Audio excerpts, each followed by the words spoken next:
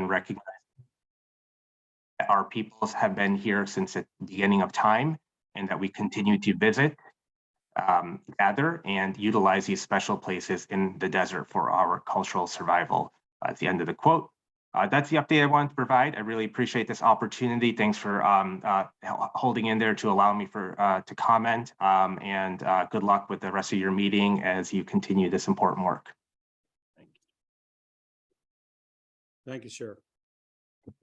Madam Secretary, do we have any more raised hands for public comment?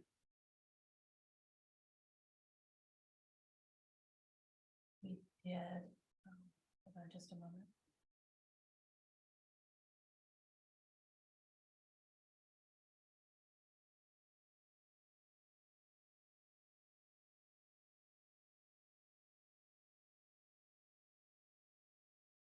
Okay, I don't see any on my screen. I don't hear reports of that coming in, so we will go ahead and close public comment. And we will go ahead and continue with board member comments. Are there any board member comments out there that still wanted to make comments and did not get in?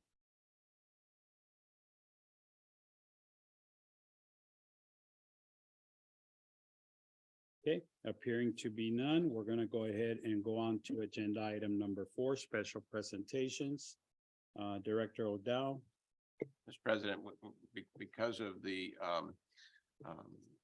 conflicting events going on today, I am recommending that we table that item for a future meeting. That sounds like an excellent idea. Let's go ahead and table it for a future meeting or future meetings, depending on locales. Thank you. Going on to agenda item number 5, consent items for board discussion and possible action. We will start with item 5A, which is the consent calendar, and that covers items A1 through A5 under consent.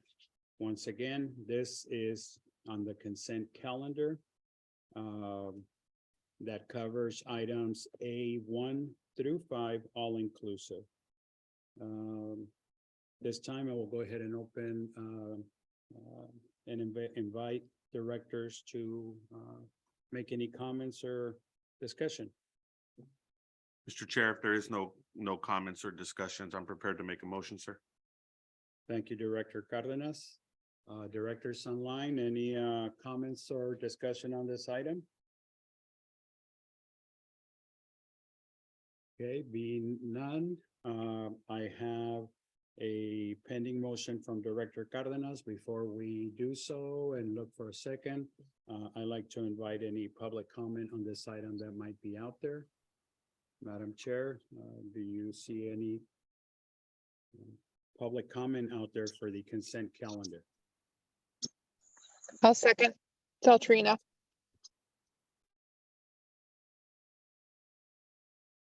And Mr. Chairman, I see no hands raised in the public. Okay. Being no public comment, I will bring it back, and we have a motion by Director Alex Cardenas. We have a second by Vice President Katrina. Let's go ahead and do a roll call vote. Director Plagarte, Yes. Director Kelly, Director Santillanes, Yes. Director Cortez, Director Estrada, Director Bianco, Director Cardenas, Yes. Director Hanks, Director Perez, Director Hewitt,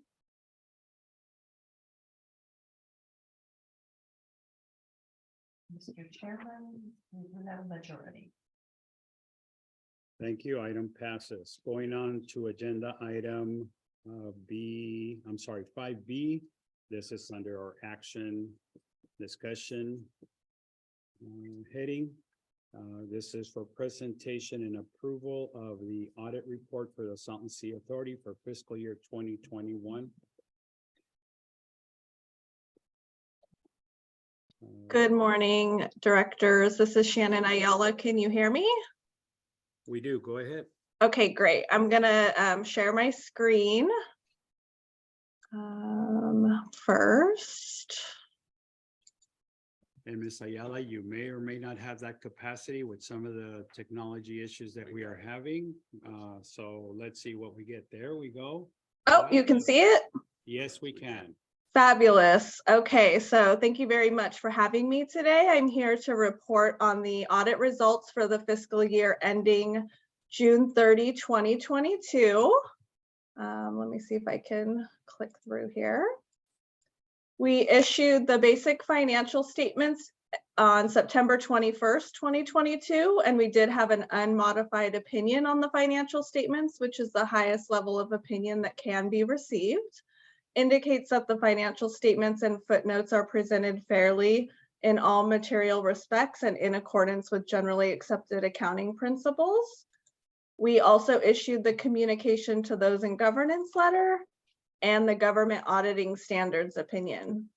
The results were that the Salton Sea Authority staff was well prepared, as well as the staff at Ide Bailey was crucial in assisting us in wrapping up and doing the audit. We had no journal entries detected as a result of our audit procedures, and there were no material weaknesses or issues of non-compliance with laws and regulations. The areas that we had for audit focus this year were grant revenues and expenses, as well as unearned revenue. So we did review the grant agreements to ensure that the expenditures were properly reported and the revenues were recorded in accordance with the grant agreement. We had no exceptions. We also tested 100% of the unearned revenue and had no exceptions in that audit area either. With that, I will take any questions that you have on the audit process or the results of the audit. Thank you, Ms. Ayala. Go ahead and bring this to this table. Directors have any comments? I have no comments. Thank you, Director Cardenas. Director Santillanes.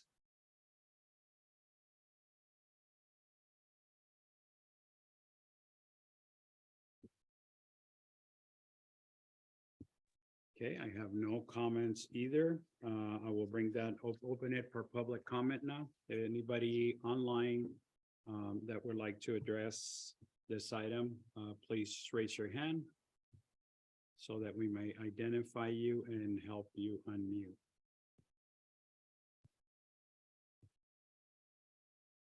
None yet, Mr. Chairman. Thank you. We will then go ahead and entertain motions. Mr. Chair, I have a motion. I have a motion that we go ahead and approve the audit report as presented to the Salton Sea Authority for the fiscal year 2021-2022 by Ms. Ayala. I'll second that. That's Altrina Santillanes. Okay, we have a motion by Director Cardenas, a second by Director Santillanes.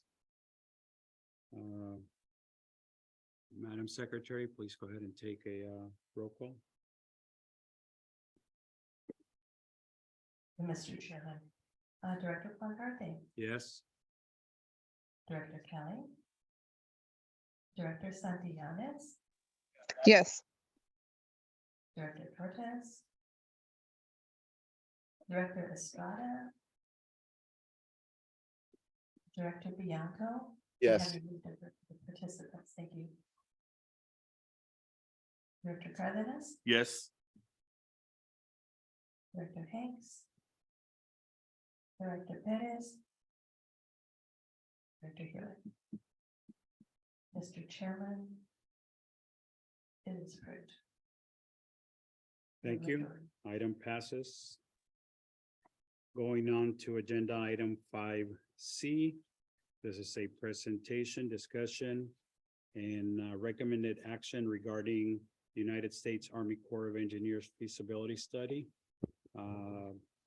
Lori Cooks, Best and Krieger will present, and there we go. Go ahead. Mr. President, members of the board, I'm excited today to introduce this item. It represents literally years of work by the Salton Sea Authority and its staff and team members in securing from the federal government a New Start feasibility study for an ecosystem restoration project at the Salton Sea. We are approaching a date where we'll actually be signing an agreement to move that forward study. And I'm going to let Mr. Lowry Crook, who has extensive experience with the Corps of Engineers and now represents us in great fashion on this matter as a member of the Best and Krieger firm. Mr. Crook, if you would just take it away from here.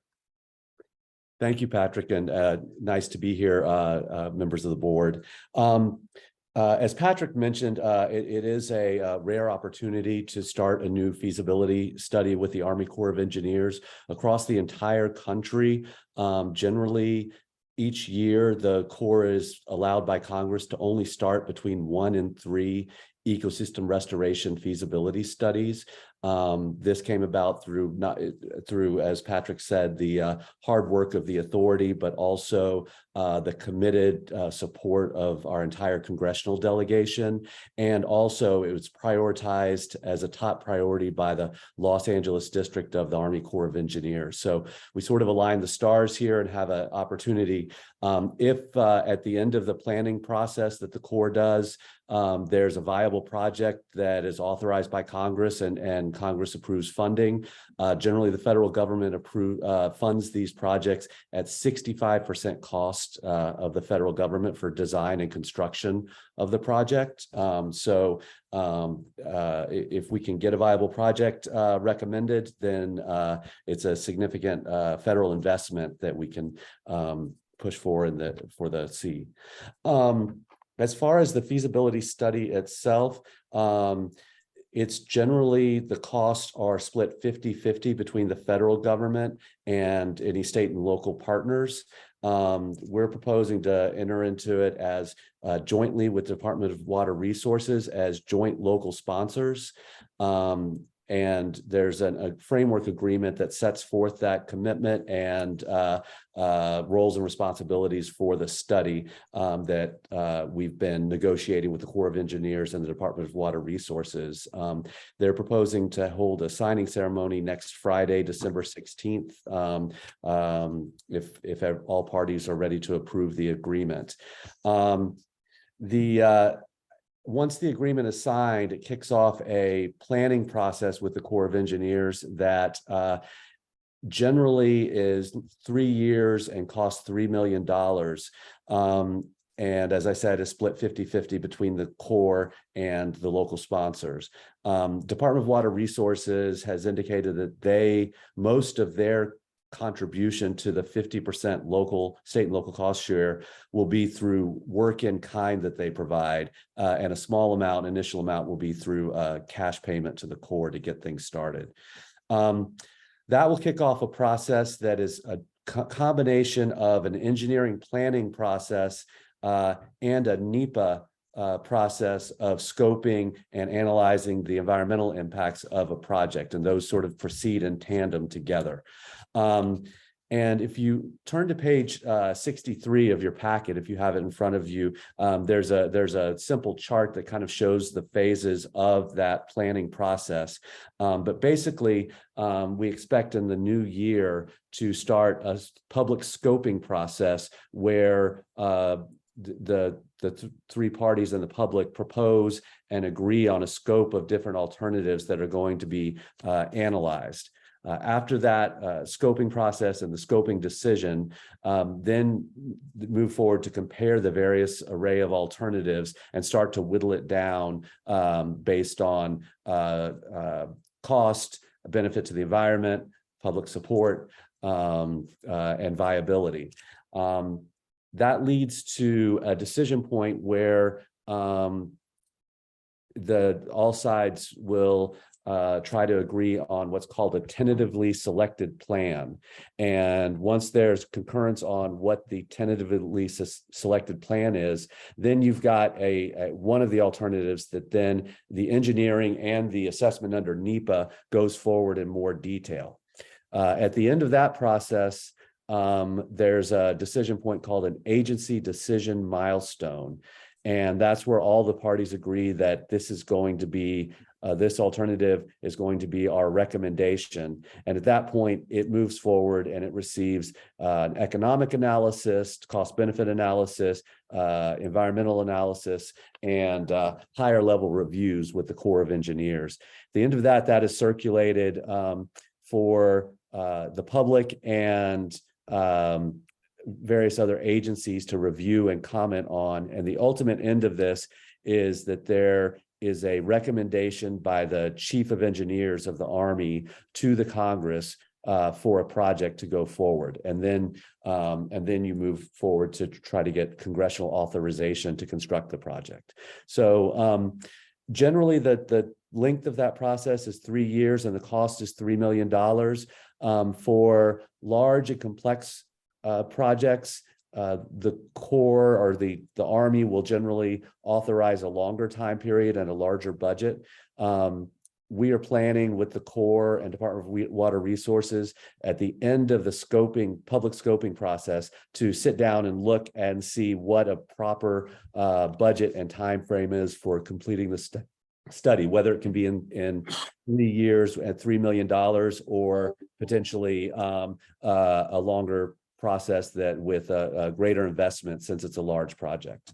In addition to the cost share agreement that we're proposing to execute next week, we've negotiated a interlocal agreement between the Salton Sea Authority and Department of Water Resources. It's just a very simple agreement that sets forth that the Department of Water Resources intends to fund the local share of the study, and then sets forth an expedited decision resolution process if there are disagreements between the authority and the Department of Water Resources and the state.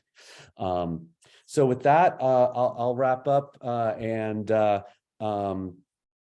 see if there are any questions. Could I just add one thing, Lowry, and maybe you can comment on this? One thing just to point out to the directors, I think, is that there's very close alignment between the Corps process and the state process that's ongoing right now for the long range plan. And we spent a fair amount of time talking about that and working to ensure that that was the case. And so really the concept here is we have a long range planning process happening. Why not partner that with the Corps of Engineers process that Lowry has just outlined, so that at the end of that long range plan process, we have a federal vehicle that can bring 65% federal funding. So those, I just wanted to point out that those two things for folks who are kind of focused on that long range planning process, that's kind of the theory of the case of pursuing this. You know, yes, it takes a while. But that type of planning process is ongoing right now at the state level, and our efforts here in Congress and subsequently with the Corps is to make what the state comes up with in that long-range planning process eligible for federal funding. And so in order to do that, we have to do all the things that Lowry just outlined. And so I just wanted to point that out. No, that's a very good point, that this would build on the ongoing state process and take advantage of that work that's been done. So if I could add to that, and I appreciate both of your comments. It's also important to point out and recognize and acknowledge that this long-term exercise in no way addresses any immediate impact from the discussions that we're going to be having relative to item 5D on the agenda. That any project that might come forth from this exercise is it's out 5 years or better by the time we get funding and in the ground with it. Any impacts that occur from the next agenda item being discussed would have to be addressed separate from that.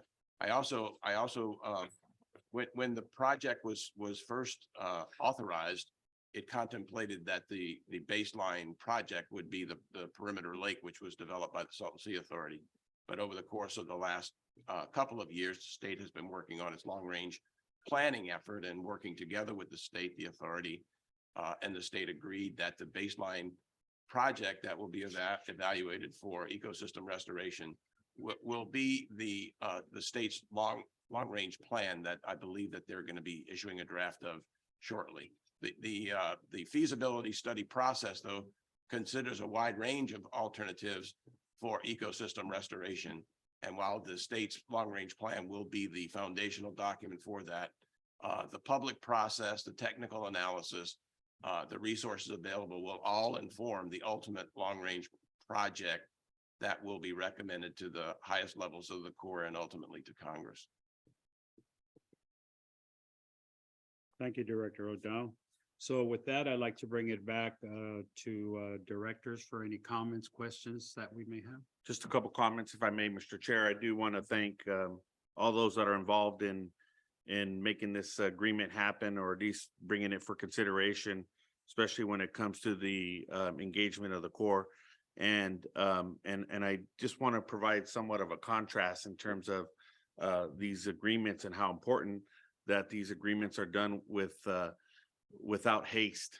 You know, I think what the Salton Sea Authority prides itself is not operating under hurried execution, because there could be missed opportunities or miscommunications when it comes to things as sensitive to committing federal funding to the Salton Sea. So I do recognize the efforts of our general manager and our general manager / executive director. Also acknowledge the efforts of Miss Lisa Moore and BB&K and ensuring that we are checking all the boxes and dotting all the I's and crossing all the T's. So this is very exciting for our community. People may interpret this as another study, but maybe what's different in regards to this is the engagement of the Corps.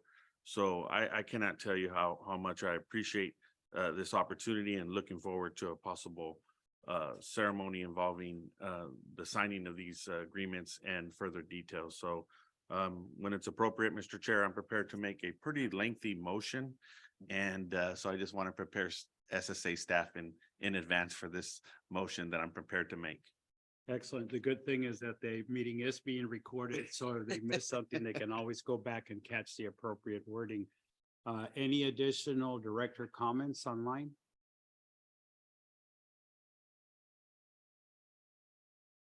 Okay, appearing to be none, I'd like to open this item for public comment. I don't see anybody in the public in person coming up for public comment. So with that, I will go ahead and it seems that we do have a couple hands raised online. So Madam Secretary, will you please direct who comes up next? Yes, Mr. Cohen, you may unmute and speak. Let me take a step here to do that.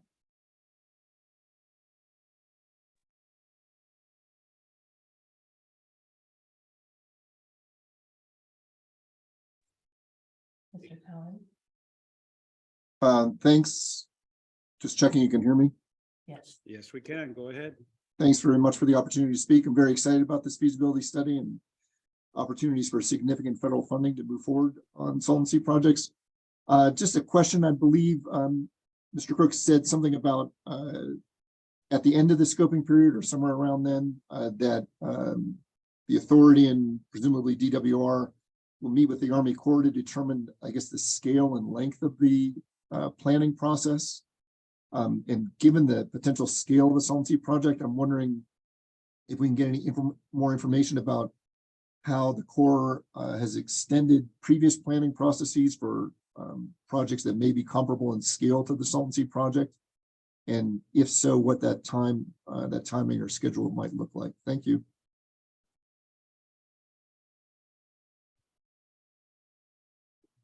I'd be happy to address that if Go ahead, sir. Go ahead, Lori. right. So their standard in recent years is 3 years. But once you know the scope of the work that you're doing, then the Corps and the local sponsors will get together, work up both a proposed timeframe and a budget for what's needed to be done. And at that point, you go up through the chain of command of the Corps to the Assistant Secretary of the Army for Civil Works, and you ask for an exception from that, and then you will be given both a budget exception and a timeframe exception. And it really is scaled to what is required for the work and the size of the project and the team's best estimation. And you try to go where you only have to get that exception once. There are projects that as they go on, they encounter additional complexities and have to go forward more than once. Usually it's a year or two extension that is granted, but it's also what both the project team and the leadership at the Corps think is appropriate for the time frame and the investment in the study. I think it's also fair to say, Lowry, wouldn't it be that the reason there's a 3-year time frame is because there's an interest in getting it done, and that there's no intent to unnecessarily delay this process. It is a complicated, large and complicated process, but conversations already have been had with the Corps and others about the potential resources that might be available, including time and otherwise, to complete this process. But it is a public process also, Mr. Cohen, and so there will be significant public engagement throughout the entire process. So if it is extended, the public will understand why it's being extended in the direction that this study is moving. Thank you. Madam Secretary, who else do we have? I'm sorry. Yeah, this is Tom Sefton. Am I able to speak? Go ahead, Mr. Septon. Thank you. Much appreciated. It is important that the Salton Sea work with the state and the federal government to move this forward. That capability to get 65% federal funding for potential Salton Sea restoration is critical, and therefore it is highly in the interests of the Salton Sea Authority and everybody it represents to move ahead with the process. There are some things that you need to be aware of. And principal among them is the fact that the Department of Water Resources engaged in a deeply flawed process to evaluate water import or any possibility of bringing in additional water to support a Salton Sea restoration. We know that we are looking at a severe drought condition on this Colorado River, and we are looking at short-term and very possibly long-term reductions in water supply to the region, which will heavily impact the water available for Salton Sea restoration projects.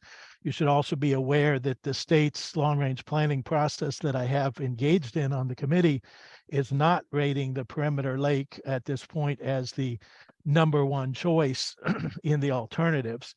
So you should be aware that the alternatives that are being selected by the state are problematic, particularly with respect to water import, where the state chose to hire principal investigator Dr. Brent Haddad, who had publicly stated his opposition to the very concept of water import before he started the evaluation of that topic. And not surprisingly, the evaluation that he did and the panel that he handpicked to come up with a answer on that chose to reject all water import proposals and come up with a recommendation on their own to use entirely in-basin resources of water and buy water from the Imperial Irrigation District at the remarkably low price of 157 per acre foot.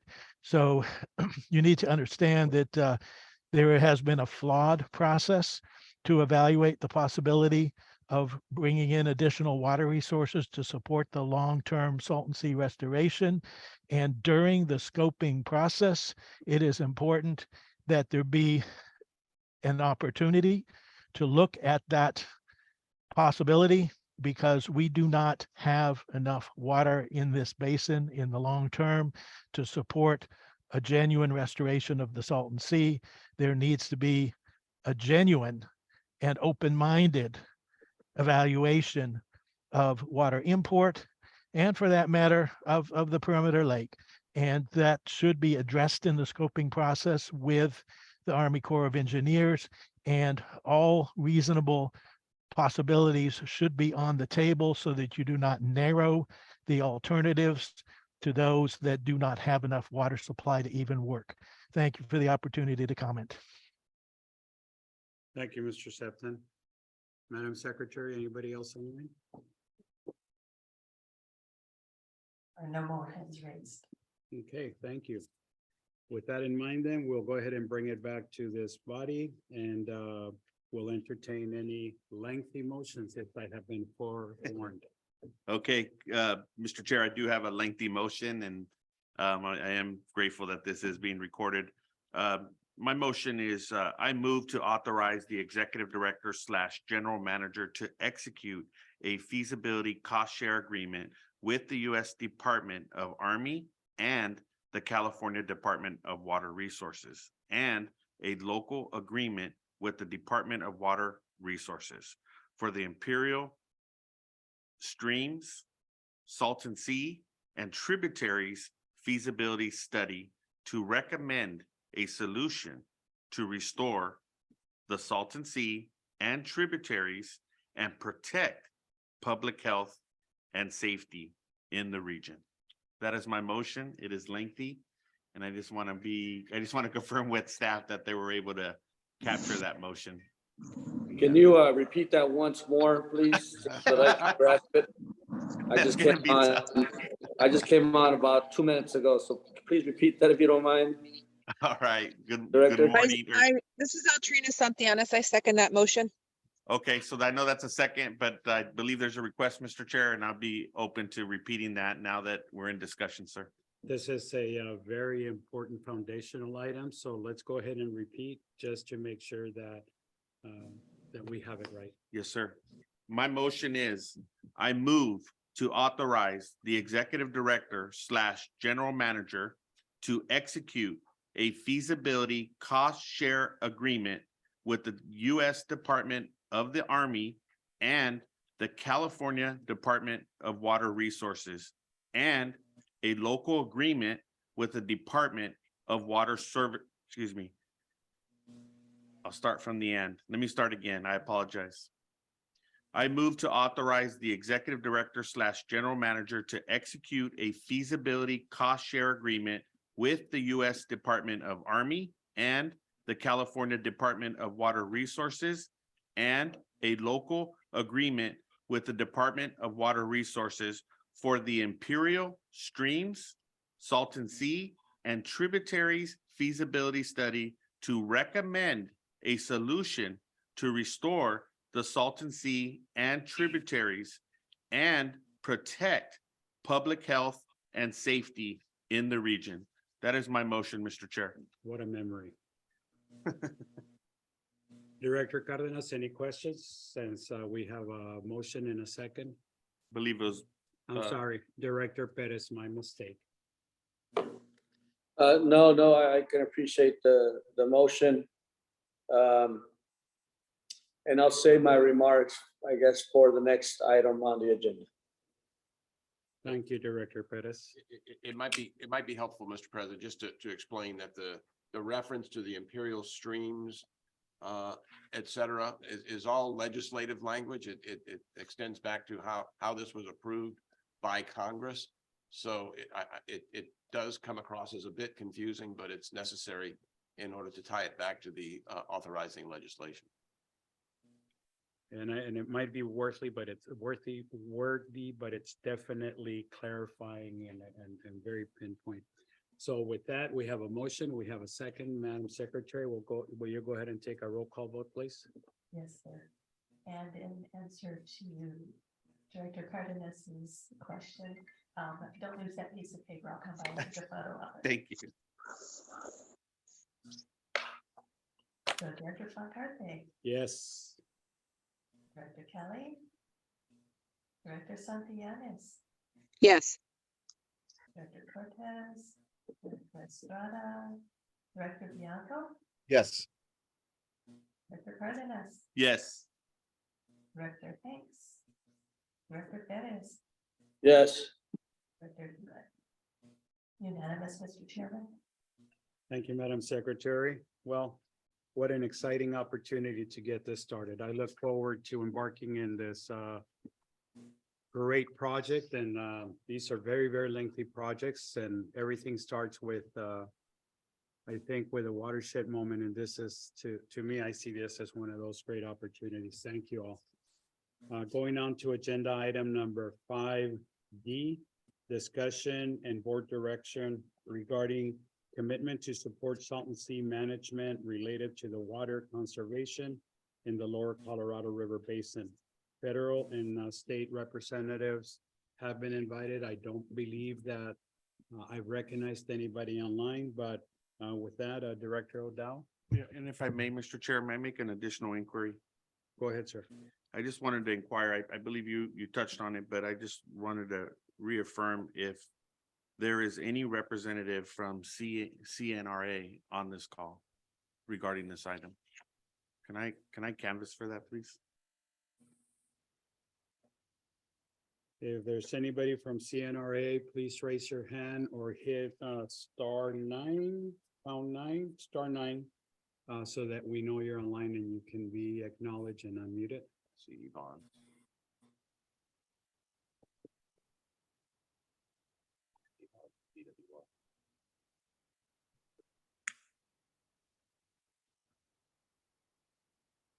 Madam Secretary, you see any hands going up? No, I do see Yvonne Wilhelm there and gave her permission to speak. Okay, Yvonne, you are able to unmute yourself if you so wish to do so. Okay, Director Cardenas, we've kind of identified somebody and put it on their option whether they wish to identify themselves or not and have the ability to unmute themselves. Go Thank you, ahead. sir. Director O'Dowd? Thank you, Mr. President. I think that, as this board knows, and as the public is well aware, the Salton Sea Authority and its directors and more specifically, some of our member agencies have been actively involved at the state and federal level in conversations about shortages on the Colorado River.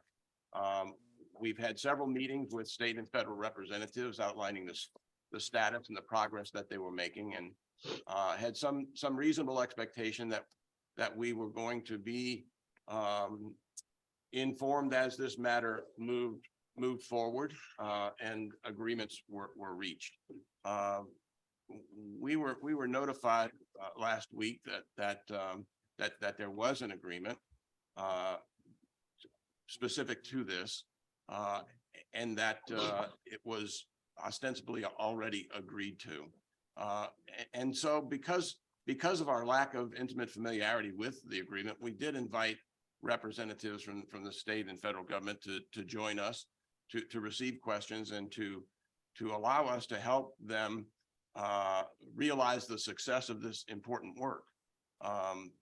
They felt that it was not, although it was released in the press, both by the state and federal government, the significance of this deal can't be understated.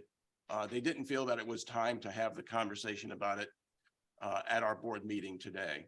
So we did put a placeholder on the agenda to the extent that any board member wanted to discuss the item or direct staff or its resources to follow up on any of the issues that might be raised by the contracts or some of the other comments that were circulated in the press releases or otherwise. Again, we're here as partners of our state, with our state and federal government friends, to make sure that these issues and challenges are properly and effectively addressed. But in order to do that, we need to have an open and free flow of conversation in that regard. And I'll stop there. Thank you, Mr. O'Dowd. Before I open it to comments from members of this body, I'd like to preface by saying that, you know, I think like I said, there's those moments that change things. And although I do appreciate the efforts of the Bureau of Reclamation and Natural Resources, I think that there is a lot of information missing. But this conversation, I think today, is coming from this body as a whole. You know, I know IID, I know that Torres Martinez, I know that Coachella Valley Water are part of this, but that's not here. That's not what we are here to focus on. I think we should focus on how the state and the federal government are going to help us work through this, and that is where I think we should focus. So with that, I will open it to any director comments prior to moving on with this item. Yeah, I have my Mr. Chair, I do have my hand up here. It's Director Estrada, go ahead. And good morning. good morning. You know, I think for me, what I'd like to see more and have an opportunity if we're granted an audience with the state and the feds is to get a better understanding of how we came up with the what is calculated to be the additional area of exposed playa. I think when we look at the agreement, there's money that is set aside for what I understand to be about 8,000 additional acres of exposed playa. And I really don't feel like I have a good sense as to how we arrived at that number. I know that when we had the conversation in Ontario, one of the things that we pushed for was to make sure that we had a good model, that we had a good sense of perhaps different ranges of additional exposed playa that would be related to whatever the amount of conserved water ended up being. And so I don't recall ever seeing or having a real sense of where we were at with that model, what went into that model, or for that matter, if feel like I have a real sense of whether the 8,000 acre is the right number. If it's the right number, I'd like to feel comfortable that it's the right number. If it's more, then I think we need to perhaps ask the question as to whether we would, whether we require more money to mitigate whatever that addition. If the 8,000 isn't the right number and it's 10,000 or 15,000, then obviously the 250 million perhaps is too small of a number. So for me, that's one of the, if we're granted the audience, those are going to be the types of questions that I think I'm going to have. It really related to what went in as the inputs and what led to this 8,000 number. Thank you. Thank you, Director Estrada. Director Perez.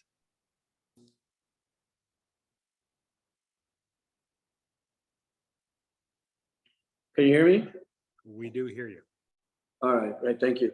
I can appreciate the points made by Director Cardenas earlier, and just hearing the last part of the last item. And I appreciate the points being made as well by Director Estrada.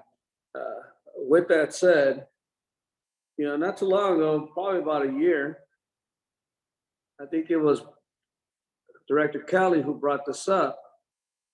And we went back and forth, and in the end, we decided to continue as an authority. But I guess I'm wondering if decisions are being made without consultation or coordination with the Salton Sea Authority, then why do we exist? What's our purpose?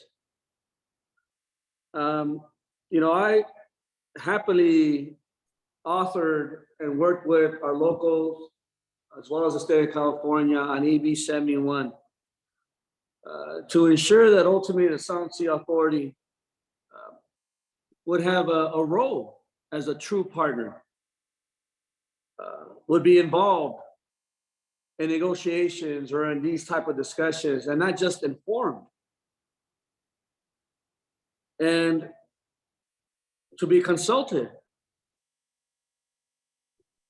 The buzzword nowadays is equity, right? When we talk about funding streams and talking about policy being worked on at the state level,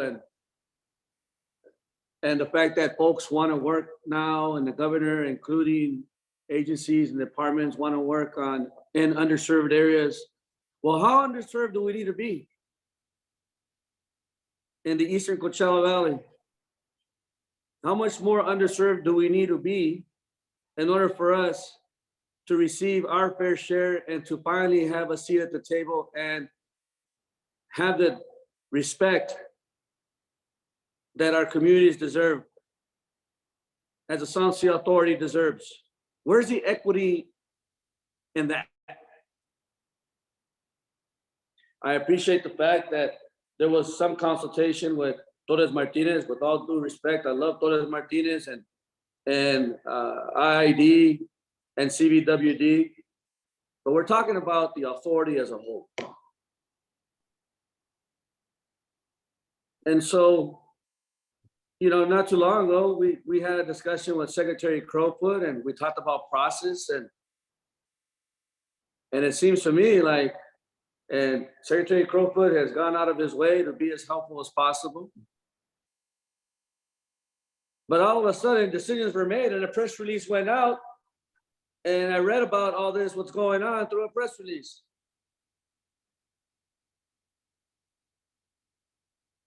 So my question, I guess, regarding process, and by the way, a deal was made with no consultation, and yet as well, timing is of the essence, but yet folks don't want to meet with the Salton Sea Authority. And the points made by Secretary Estrada, Director Estrada, the exposed playa and how we're going to mitigate that, and then the discussions taking place before this item on the long-term plan. That's all very important. But I guess my question is to all of you, to the state, to the feds, why do we exist then? Because it feels to me like we have no purpose anymore. And if this is the way we're going to be treated, as we have been ongoing, in spite of the fact that we have passed legislation in the past, then what? Do we call it quits? Do we go make promises with our community that we can't keep up with? Get blamed for everything that's going down in the North Shore area and what's happening with the Salton Sea area? When our hands are tied behind our back? Because we're not even invited to the table to have a discussion?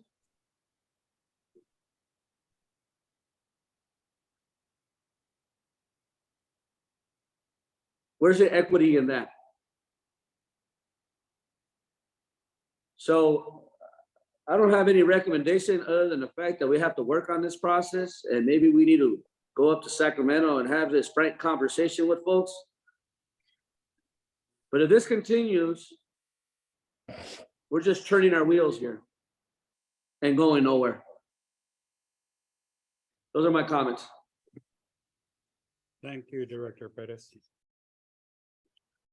Thank you, Supervisor Perez. If I could respond in part, and then I'd like Ms. Moore to share some thoughts also. It can be a thankless job at the authority sometimes, no doubt. And recognizing and respecting the individual needs and challenges of each member agency, each community interest, each city, along with the state and federal government is a constant dance. But that's why we were formed 30 years ago. And I would say that the item 5C on the agenda would not have happened but for the authority. I would say that the third tranche in the Inflation Reduction Act respect to mitigation would not have happened without, in significant part, the work of the authority. So it can be extremely frustrating, and I sense your frustration. But I think it's an important role that all of the member agencies of the Salton Sea Authority, frankly, working together as best we can with our state and federal partners to address this decadal, if not generational, challenge that's before us. And with that, I'd like to turn it over to Ms. Moore to follow up on that. Sure. So it was not, my experience with this issue kind of dates back many years before actually working for the authority. But as crazy as it actually seems to say, whether you're dealing with a Democratic administration here or a Republican administration, the line from the administration historically had always been, there is no impact to the Salton Sea related to Colorado River operations. That dates back a long way. It doesn't make any sense to anyone who lives in the region, but that was the premise. I will say, and I believe this to be true, it is the work of the authority and the directors to make that argument. The argument that no, in fact, right, federal decisions to restrict Colorado River to our basin has a very significant impact, and the federal government has a responsibility to mitigate that. It's the reason federal legislation exists in the IRA, but many of other things, including the Corps of Engineers. Our congressional delegation is with this authority in that premise. The administrations have not historically been. And so it is a sometimes thankless advocacy job to have to continue making these arguments. But I would say if we weren't making them, I do not believe that those tools would be there. I do not believe the Corps of Engineers feasibility study we just talked about would be there. That was the authority's advocacy with our congressional delegation, 100%. It didn't come from the state. It didn't originate with the Corps of Engineers or the administration. It originated with our delegation coming to us and working together to design that strategy and that effort. The IRA funding is much the same. Back in 2019 during DCP, the argument was no mitigation funds should be required for basically the same amount of water we're talking about today. Various members, including the state of California, supported just voiding federal environmental laws and state water laws, the obligations that really give rise to that now IRA funding. The answer from the state at the time was, there is no obligation here. We're going to actually remove the federal government's responsibility. So while it absolutely, I think, would have been appropriate, much more appropriate for us to be rolling up our sleeves and working with the state and the feds to really have made this agreement much stronger than it appears to be. We'll continue to work with, I think our congressional delegation has questions as well, and the fact that we are there to really, I think, hold the folks' feet to the fire on what this agreement really is and making sure that it is meaningful. I think that's important work that y'all have done, and notwithstanding the procedural foul here, is important to keep doing. And I think it's equally true at the state level. Yes, exactly. All right. Thank you both, Director Cardenas. Yes, and I do appreciate the comments from Director Estrada and also Supervisor Perez, and I do acknowledge and agree with with the majority of their comments. I think this is an opportunity really to address some of the issues. I'm biased towards it because I have 3 fence line communities that I represent in my district, and that's the city of Westmoreland, Salton Sea, and then Salton Sea Beach. Those communities are in what I call ground zero when it comes to exposure, or anytime we tinker with inflows into the Salton Sea, and the impacts that we'll have on them from a public health standpoint. I mean, if you ever witnessed a whiteout scenario, those are the communities that see them, and it's a quite a scary situation when you experience a whiteout. And when those winds do pick up, and the dust that becomes airborne is quite difficult for those communities. So I do not take this lightly. When I look at the history of the authority, there's been tremendous progress. And then when you consider the current makeup of the authority, 2 water districts, 2 counties, and a sovereign nation, and then the personalities associated with that, we all work extremely hard when it comes to ensuring that our inquiries and our discussions are being heard.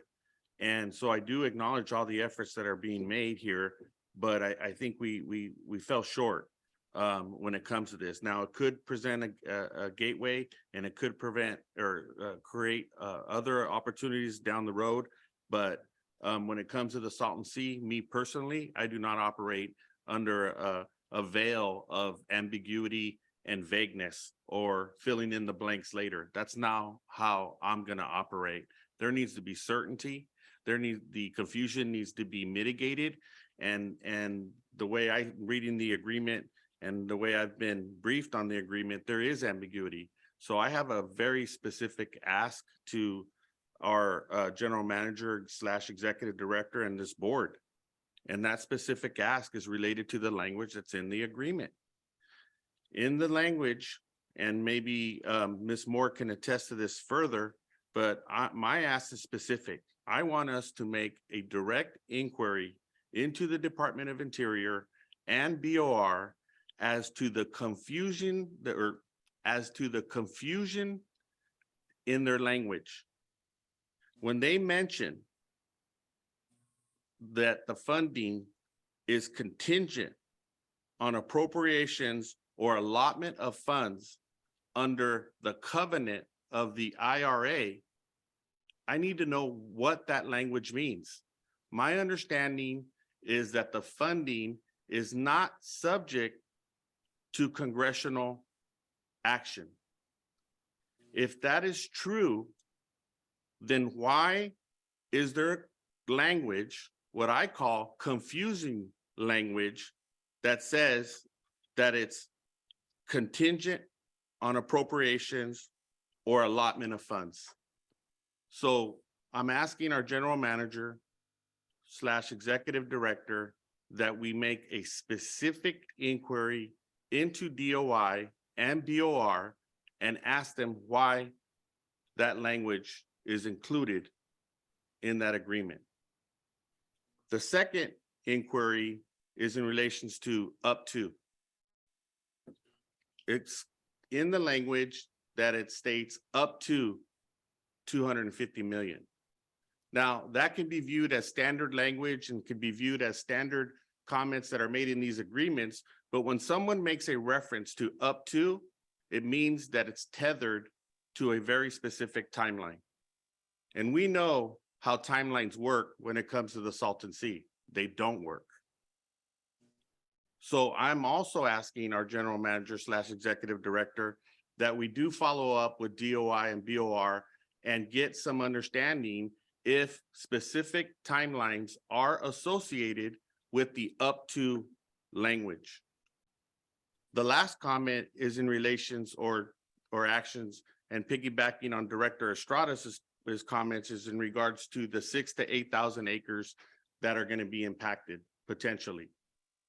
The 250,000 acre foot water commitment that's being considered is 25% more than the original QSA. The impact to the QSA as it related to the 200,000 acre feet of water was 30,000 acre of exposed playa. This new commitment of 250,000 acre feet of water, which is 25% more of the original QSA, only alleges to have a 6,000 to 8,000 acre impact. So I'm asking that we either pursue an independent study or that we revisit this with the state or the Department of Interior to determine what science is being used around this. And again, this is not a situation where we want to put potholes into the original agreement of the 250. I welcome that. But, you know, we need additional information. We need engagement. We need equity, as Supervisor Perez noted. So my comments are associated with those three specific asks, Mr. Chair. And I'm hopeful that in good faith, we can make those inquiries and get responses to those inquiries. I know we made attempts to have them here in terms of the state and the feds, but they declined. They didn't decline, they deferred. So I'm heading to CRUA next week, and people are going to ask me, especially in my fence line communities, what am I doing to protect their public health? And so I'm asking that the Salton Sea Authority be the tip of the spear when it comes to addressing those potential hazards. Thank you, Mr. Chair. Thank you, Mr. Cardenas. Director Bianco, Vice President Santillanes, any comments or questions?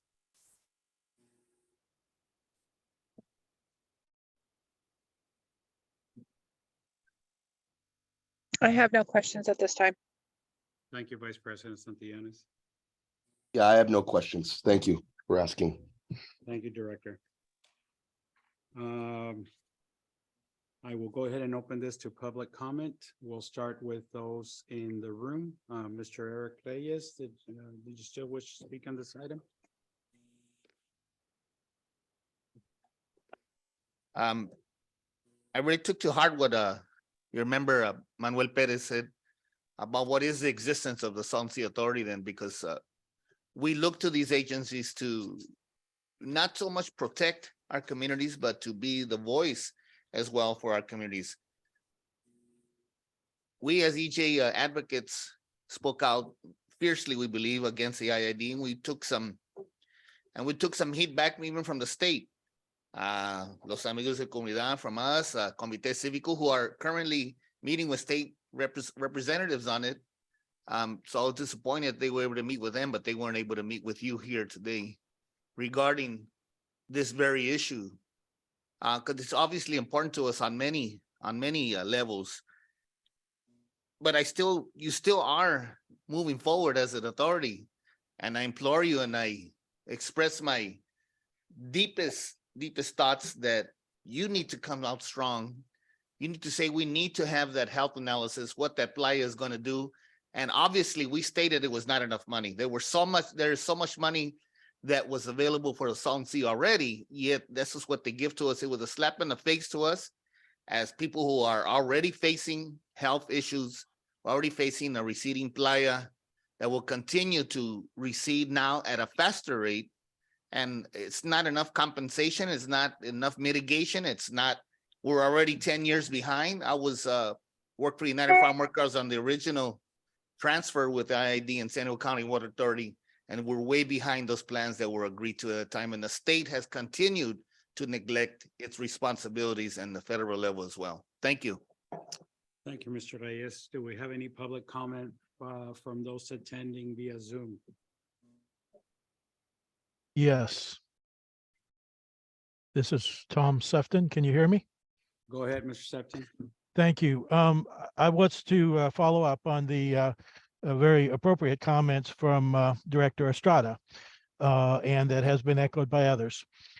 You need to take a serious look at the impact of 250,000 acre feet over 4 years, which this may not be the end of the ask, because the drought on the Colorado River has been going on for 20 years, and it's not necessarily over in 4.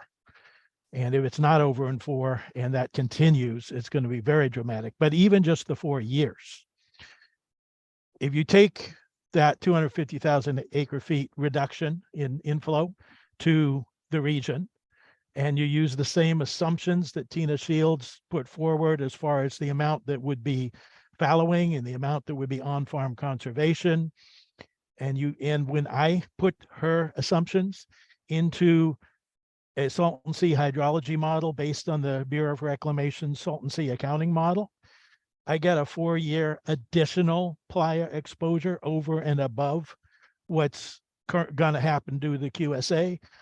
That's twice the 6,000 to 8,000 estimate. It's 16 to 17,000 acres exposed in 4 years. And additionally, what they're not calculating is the salinity. That puts us over 100 grams per liter in 4 years, which means everything bigger than a bacterium or an algae cell is going to be dead in the Salton Sea in 4 years. So I think what you need to do as the Salton Sea Authority is to, one, go to the state and go to IID's water department and say, show me the math.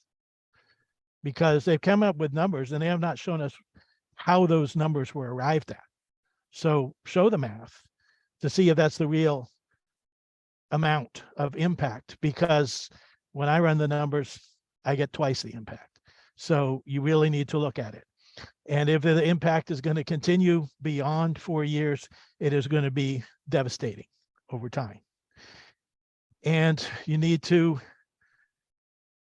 look at that as well. Where does this go if it's not over in 4 years? because it probably won't be. So go back and ask more questions, because if there's twice as much, if we got 16, 17,000 acres of playa exposed in 4 years, that will impact the shoreline communities, which are in this case the fence line communities. That will impact people's asthma. That will impact people's respiratory health. And these are your constituents, and you need to look after them. And you need to make sure that their needs are covered. Water is being sacrificed at a rate of $250 per acre foot over 4 years to some Salton Sea mitigation benefits. But is that equal to what is being suffered by by your constituents, by the people in the shoreline communities? That's Thank you, sir. very Your time questionable. is up. Thank you. Madam Secretary.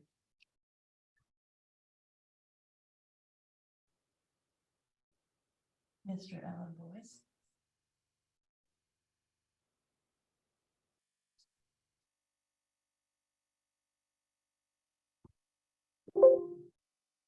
I believe you're unmuted, Mr. Boyce.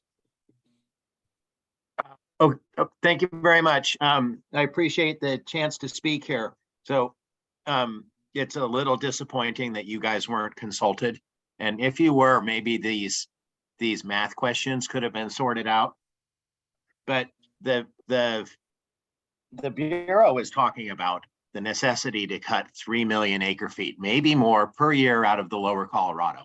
And that's going to need to be done for several years. This is just a mass balance problem. Otherwise, Lake Mead is going to go to dead pool, maybe in the next 18 months. Of that 3 million acre foot cut, my best guess is that the irrigation districts that come off the All-American Canal are probably going to have to contribute about 1 million acre feet. Using the math from the IID and last week's rushed statement, that would be 24 to 32,000 additional acres of playa exposed. However, using the QSA math and other math that the Salton Sea Authority has advertised and got no pushback on in the past, we're talking more like 60, 70,000 exposed acres, which is a really big problem. And this is all going to happen relatively quickly. So keep up the good fight, but you guys got to figure out how to scale the solution to what looks like a really big problem. I mean, we're not arguing about a marginal 1,000 or 2,000 acres of exposed playa here, right? We're talking about, something dramatically bigger than the scale of the solution that people are talking about. Dramatically bigger, like adding a zero. Thank you for your time. Thank you, sir. Madam Secretary, any additional comments? Thank you. Director Estrada, I did notice you unmute yourself. Did you wish to make a comment? Yeah, thank you, Chair, for allowing me to make another comment. I think there was some direction already given to perhaps try to come up with their own numbers. I believe Mr. Salton said that he had put some numbers together. I'd like him to, if possible, share his data and his information with us. Absolutely. And then also, it might be a good idea for us to perhaps, if possible, request or add a different task order under our contract or in a different manner with DUDEC. I know that DUDEC is working on a project for the Salton Sea Authority, and they have a lot of the information related to water volumes, and perhaps that's a good first step in trying to do our own analysis on what different amounts of conservation, how they would impact the playa.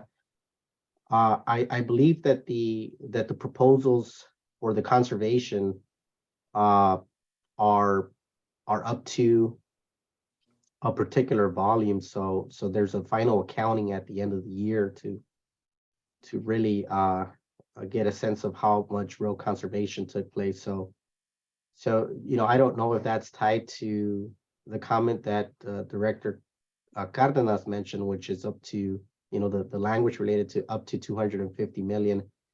I don't know if that's tied to an actual accounting of water conserved. So that's a very good question. And does it even, for me, when I hear up to, I almost feel like that's a way to try to minimize the actual payment as much as possible. So it's up to 250, but it could be 100, or maybe it could be 50. I don't know. So that's a language that's also concerning to me.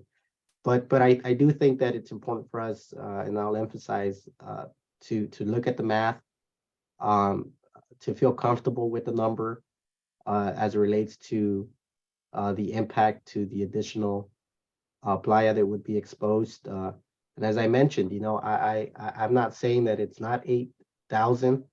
I'm saying that I just don't understand how we arrived to that number.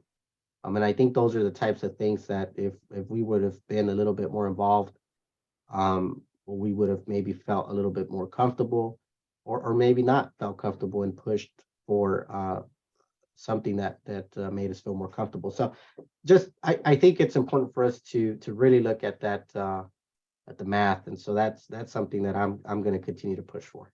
Thank you. Thank you, Director Estrada. Any additional board member comments? I think we had all board members attending be able to comment. Supervisor Director Perez, I think you unmuted yourself, or?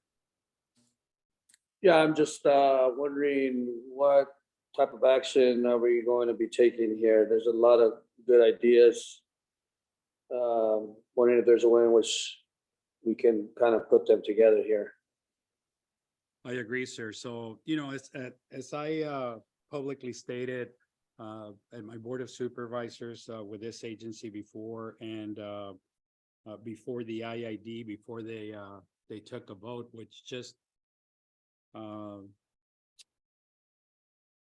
before they took the vote, definitely, I think we all can agree that the lack of information, the ambiguity in the verbiage, is what has all of us so concerned. It is very easy to speculate and try to draw a picture when we don't, even know what it looks like. And I think that's what's problematic for us.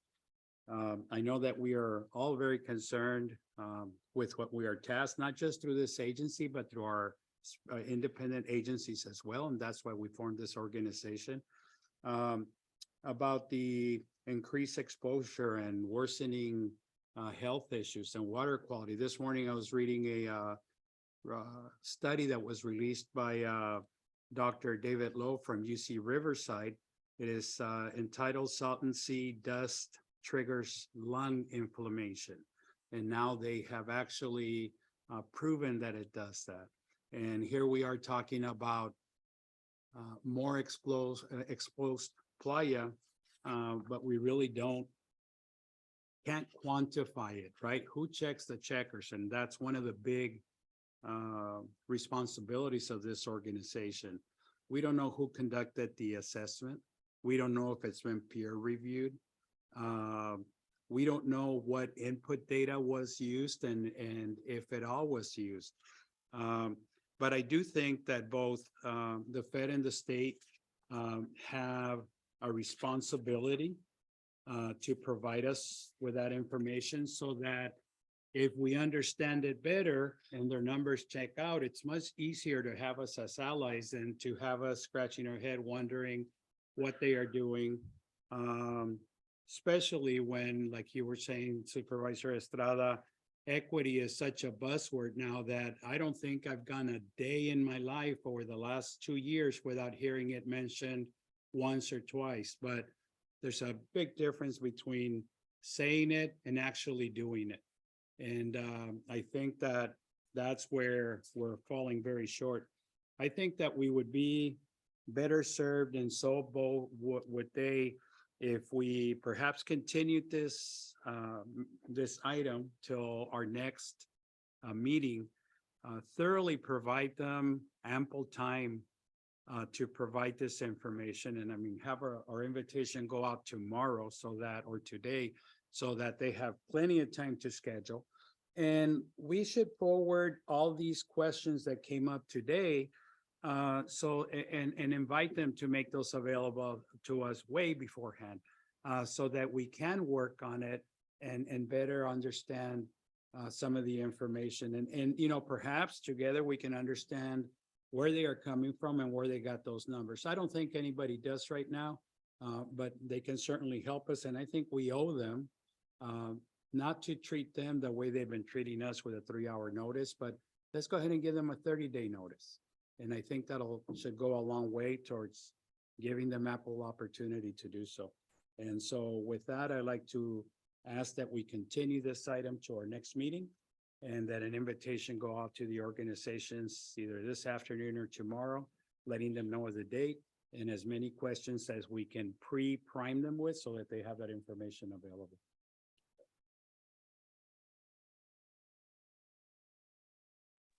I would support that motion if that's a motion. I think it makes sense for the meanwhile. So I like to ask council if this would require a motion or this would just require direction. Direction would be appropriate. Okay, thank you. Mr. Chair, may I make an inquiry? Please do so. Ms. Lisa Moore, and maybe to our executive director / general manager, I keep hearing about delegations. And can you just provide me just comfort in terms of when we say our delegation, who those parties are and possibly who we are having discussions with? Sure. So on the sort of federal side, it's our 2 Senate offices and our 2 representatives, or maybe now it's 3. And so we've been, when the agreement went out, I will say there wasn't there was some notice to those offices, but not a heck of a lot more than what we got, which is interesting because Congress provided this money. So it's really Congress directing that this happen. So we've been engaged with them in raising these same questions. I do believe they have those questions as well. There's some questions about why is it only $250 million? How real is that $250 million? What assessment? All of the same questions that I think that that the directors are rightfully raising here. Those are when I say delegation, those are the Feinstein, Padilla, and Ruiz and Vargas, and Calvert. We've been in contact with just to sort of talk about, what this means. And I think it's, no one, at least in my mind, views it as necessarily like not modifiable or right. At least I don't think they view it that way, and I don't think we should view it that way either. But in regards to their just overall opinion, did I hear that maybe they were a little surprised on maybe the floor of the 250, or what was their general impression?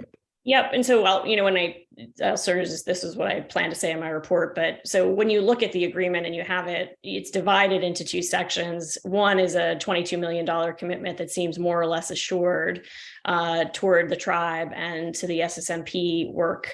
Then you have this $228 million that's highly conditional. It says conditioned on appropriations, conditioned on allotment of funds. What that says to me in my experience working in Congress for a really long time is that the Department of Interior went to the President's Office of Management and Budget, who did not sign off on more than $22 million for the Salton Sea. And one reason why they may not have done that is that it's this problem that we're talking about, is that there has not been some type of official peer-reviewed assessment of impacts from these Colorado River cuts.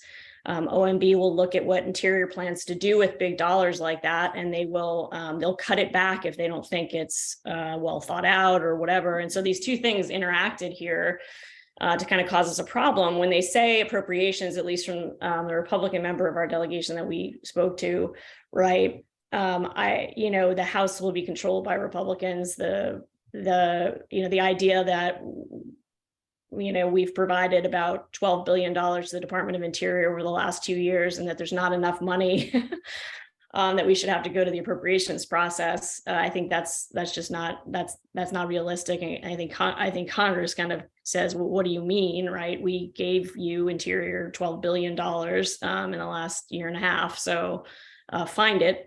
So I think there's going to be some conversation about what the language means, what it's based on. And, I think they have questions as the authors of this legislation to provide this money. So I think there'll be some, and that's not originating from the authority kind of putting people up to anything. It's like, when you pass a major piece of legislation like that, and it was a lot of work on their part to get that money, it's $4 billion real dollars. They want to bring it home. And they want to make sure that it's important to them as it is important to you, because they are elected by people of this region to make sure that the money they said they got to mitigate these impacts actually materializes on the ground. I think there's some question about that in their minds. Thank Yeah, and Director Cardenas, if I may, kind of on the state side, we're having those exact same conversations with our delegation, and that would be Mr. Assemblymember Eduardo Garcia, as well as our new Senator Steve Padilla, who was just sworn into office on Monday. We're going in there and briefing them to really request that they start, posing these questions to the state. And in my conversation just yesterday with Garcia's office, they were very interested in, potentially sending a joint letter from him and Mr. Padilla posing these questions to the state. In addition to that, we're also requesting meetings with the committees of jurisdiction. We have a meeting already set for Tuesday with the consultants to the Assembly Parks Committee, and then we're going to be requesting the same meeting with the Senate Resources Committee to really get them up to speed on this so that they can start posing these questions to the state. I think that the points that Lisa hit on are very relevant to the state, and also an item that I was going to touch on. At the state level, we are walking into a situation where we're facing a $25 billion deficit, and it's going to continue in the red for the next 5 or 6 years between 17 billion and 8 billion. So the idea that in the event that the federal government can come up with mitigation dollars, that the state would somehow backfill that is unrealistic. If we're facing such a dramatic budget deficit, then that really calls into question how we will finance any anticipated mitigation. And it just goes to the frustration with the lack of details and how this whole thing has been rolled out. Thank you, Mr. Horacio. Director Perez? No? Okay. No. Well, this item calls for us to vote on whether we want to make a commitment to support this program. And I think we wholeheartedly agree that we don't have the information. So with that, we're going to go ahead and direction to bring back at the next meeting with the invitation as previously stated, and send them as many questions as we can. With that, we will go on to item number 6, reports. And we can start with federal. Lisa, I think you probably interweaved your report already into what we've been discussing, but do you have anything to add? I think I would just add, I think the call, it is fundamental to have an assessment that has been reviewed by everyone. And I think the fact of the ambiguity in the funding in this agreement is really a reflection of that Interior maybe had a difficult time justifying its number to OMB. It's a kind of complicated dance that happens, but I think that's, you have to understand what you're dealing with. One of the things that we did do, as we were getting these somewhat vague briefings from the state and the feds, was Patrick did put together a letter that I think everyone, all the directors cleared, saying, hey, we know you're negotiating this, and these are the things that we want you to be aware of as you're putting this agreement together. One of those things was, what our assessment of the impacts is, which is larger than the number that they came up with. And then also this idea that, whatever the number you arrive at, there are ways through the federal policies that we've put into place as the authority in the last several years with Congress, there are ways to have backup funding mechanisms, right? So if their number's low and our number's high and we end up being right, it shouldn't fall, as Horacio said, to the state. It might not be able to fund it, or, worse yet, to the communities surrounding the Salton Sea to absorb the error, right? And so there are ways to structure some backup federal policies that have real money associated with them. We've raised that with Wade. And we've raised it with Interior. And I hope that as we move forward, we can also sort of develop there's a little reference to, we should be working with some other agencies. And I hope that we can, I think that's some of what we should be putting together for them too, is, in addition to making sure that this funding that's on the table right now is real, you should be putting some basically insurance policy in place to cover, what's a dynamic ecosystem, a significant drought, and a very, I don't think we'll ever all agree on what the impacts are going to be. And I think our community shouldn't be the communities that have to absorb the being wrong if this assessment is wrong. So I just wanted to point out that we did, we have provided that. And I think it's in your packet just to sort of refer to, and I think it can help guide some of the questions that we ask now moving forward. Thank you, Lisa. Director, Vice President Santillanes, I see your hand raised. Did you have a question? Not so much a question, but just to say that I do have to sign off. I have another meeting I have to go into at this time.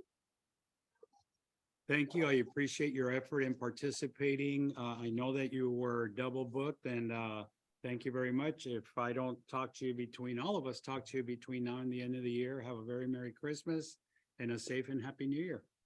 Thank you, and the same to you all. Thank you so much. Thank you.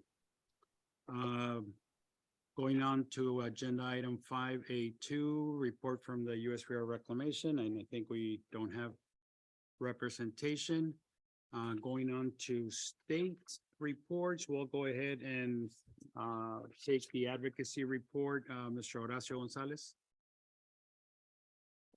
Thank you, Director Cardenas. Yeah, and really, I mentioned kind of my comments a little bit earlier, but really the core of it is that we're going into a very murky budget situation with the state. After 2 years of very significant and historic surpluses, we're going into the red pretty significantly. 25 billion to start, and between 17 billion and 5 billion for the next 5 years. And it just speaks to the importance of having details on how this agreement is going to work out. One of the things that is immediate for the authority is that, as you recall, in 2020, the governor made a commitment to invest $220 million in the Salton Sea. We've been successful in drawing down about 140 million, leaving a deficit of 80 million.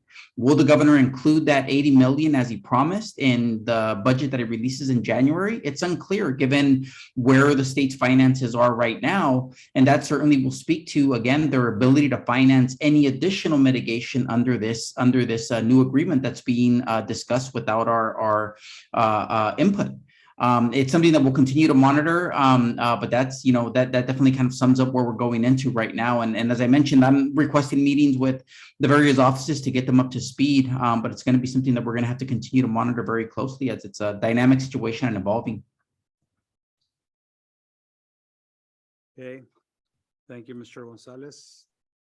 I don't see any questions coming up. State of California, Mr. Hernandez, I don't know if you're online or not.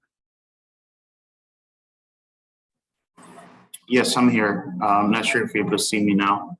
I see you now. Good morning. Perfect. Thank you. Thank you all. And apologies, I joined for the last half hour of the meeting. I know there was a really good conversation about the recent agreement, and we just want to acknowledge that we received a request from General Manager Dowd to present on this item in deeper detail. And unfortunately for today's meeting, the team wasn't. We have so much things going on for the end of the year, SCH, long range plan. But we would definitely would like to have this presentation be before you. Hopefully on your next meeting, we can help prepare. Of course, we're gonna take a closer look of the concerns that came from this discussion from the board members, also from the public that I know are active there in person and those in Zoom. So we'll definitely take note of all of that and be able to, or hopefully be able to respond and address all the questions and concerns that came on this discussion here today. So we'll definitely look for further coordination and bring that item at a later meeting. And with that, just a brief update on our project, the SCH project. It's actually close to complete a major milestone. We recently announced it through our e-newsletter. This particular piece of infrastructure, it's called the New River Diversion Structure. which is a system site located in the New River, which is intended to bring water from the New River and combine it with Salton seawater, then be mixed. And then as water quality gets improved in a way that will make its way to the ponds to be able to sustain wildlife and habitat into this pond. So that major milestone is going to be hit before the end of this year. Hopefully we get to see that flow of water early 2023, which is going to be a significant objective met for this particular project. And of course, we'll keep you posted and update on as that continues to roll out. Also, just want to thank everybody that participated on our meeting yesterday. The Salton Sea Management Program team had a community meeting in Calipatria yesterday.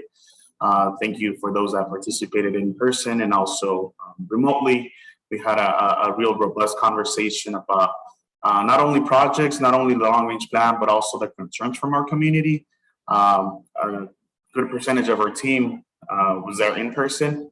The rest of the team was there joining remotely, taking notes of all the concerns and be able to continue the conversation with the communities. And this was actually our first meeting in person. Actually, it was a hybrid meeting after the pandemic. So we want to definitely enhance our presence within the community, be able to continue cultivating partnerships with, of course, the authority, local CBOs, NGOs, and most importantly, our community of the Salton Sea region. So thanks again for participating. That recording should be available later today, early tomorrow on our website if you want to check that out. And as always, feel free to reach out if there is any questions related to our projects.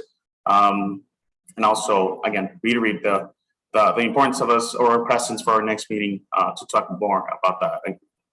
Thank you all. Thank you, Mr. Hernandez. Salton Sea State Recreation Area update. I see Mr. There we go. Good morning, sir. Good morning, everybody. Thanks for the time to update everybody about the operations at the Salton Sea State Recreation Area. The Salton Sea State Recreation Area is fully operational and ready to welcome visitors to our location. We're very excited to see attendance begin to rebound in the month of November. Over 2,500 guests appeared at our park, and many of them spent more than 2 or 3 days in the park by camping over Thanksgiving weekend. We're also very excited to announce the return of the Salton Sea Bird Festival.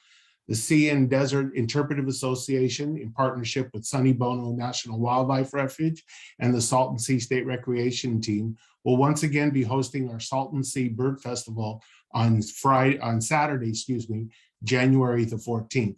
Festival plans include a north to south birding tour, field walks, presentations, just to name a few of the elements.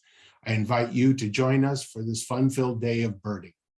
Also this month, we were very excited to have Dr. Bonnie Sorensen from Holtville High School join us down at the Salton Sea Recreation Area.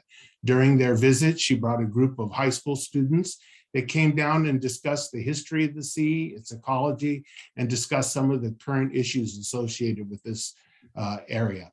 Students were able to conduct basic water quality tests using test strips to do some real science, use microscopes to look at the water under that lenses, and really be able to build a connection to the area around them. So we look forward to bringing more schools back to the Salton Sea Recreation Area and conducting these programs with them as well. I thank you for the opportunity to share our brief report with you, and I'm happy to answer any questions that you may have. Thank you, sir. Thank you. Any questions come up? Don't see any. Salton Sea Action Committee, I don't think I recognized anybody online for that one. Going on to Executive Director Report, Mr. Odell. Mr. President, members of the board, I'll be brief. I first want to acknowledge the comments and correspondence from the Desert Shores community, that effort to complete that RFP. It's gone through several iterations, as those who have been following it closely is well aware, and we do not intend to release that RFP without receiving input from community representatives. So that should happen soon, and we will be in touch with the appropriate representatives to make sure that that happens. It is pursuant to Supervisor Kelly's specific request going to involve public engagement throughout the entire development cycle. So rest assured that we have taken note of that and intend to make that part and parcel of that project. And lastly, I just want to thank the members of this board and their member agencies for their open and honest discussion on this important issue. And I want to emphasize to our state and federal partners how important it is. We received comments from Mr. Boyce, who I know to be a particularly smart fellow, but I hope he's dead wrong as far as the gravity of the situation on the Colorado River that he projected. But notwithstanding that, it's a serious situation and nobody is taking it lightly. And the Salton Sea Authority and each of its members want to and are working hard to make sure that the situation on the river is a success, but not at the expense of the people and our community. And we believe that both are achievable. And that concludes my remarks. Thank you, sir. Okay, seems like we've gone through the full agenda. Our next meeting will be on January 28th at this facility here. And as I kind of look at the math, this provides, God, almost 2 months for the information to be gathered and coming back to us, 7 weeks for sure. And so I look forward to the state and the Fed participating in that meeting. So once again, that'll be Thursday, January 28th. With that, on behalf of myself and all the members of this organization, I'd like to wish everybody a very happy and safe holiday season, a very Merry Christmas, and a very Happy New Year. And may all your resolutions come about. And like my parents used to tell me,